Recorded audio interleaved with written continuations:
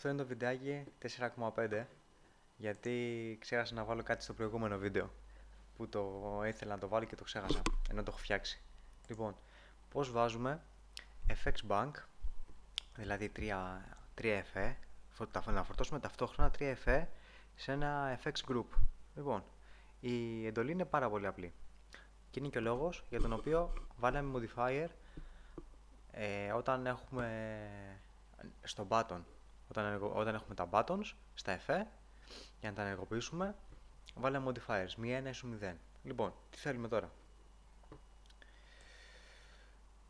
Έχουμε το modifier, ο οποίος είναι το κλασικό shift. Εντάξει.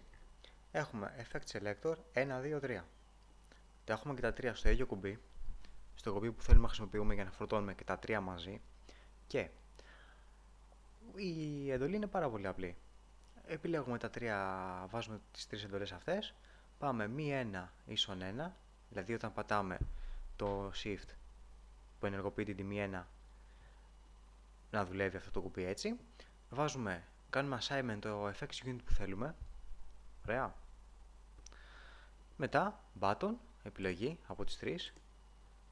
Βάζουμε direct και επιλέγουμε το εφέ που θέλουμε. Ποια τριάδα, ποιο κουμπί, ποιο εφέ θέλουμε να το πρώτο. Το reverb. Ωραία. Πάμε στο δεύτερο. Η ίδια διαδικασία. Επιλέγουμε ένα άλλο κουμπί. Delay. Τρίτο κουμπί. Ramp delay. Ωραία. Λοιπόν, μια παρατήρηση. Όταν εδώ πέρα που λέει set to value, θα μας βγάλει όσα εφέ έχουμε επιλέξει να υπάρχουν στο tractor ανά πάσα στιγμή. Δηλαδή, εδώ πέρα που είναι εφέ. Ωραία. Εδώ πέρα είναι τα εφέ που είναι pre-selected, που έχουμε επιλέξει εμείς. Εδώ πέρα τα εφέ που μπορούμε να προσθέσουμε ακόμα. Ναι, εγώ δεν χρησιμοποιώ πάρα πολύ εφέ γιατί δεν ξέρω τι κάνουν τα περισσότερα. Είμαι άσχετος σε αυτόν τον τομέα. Λοιπόν, και αυτό ήθελα να σας πω. Δηλαδή μην περιμένετε να σας βγάλει επιλογές οι οποίες δεν είναι επιλεγμένες εδώ πέρα. Αυτό να το προσέξετε.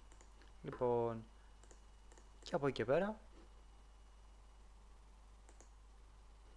το βάλουμε λίγο νοεφέ όλα. Καταπληκτικά. Πατημένο shift, κουμπάκι, φορτώνει.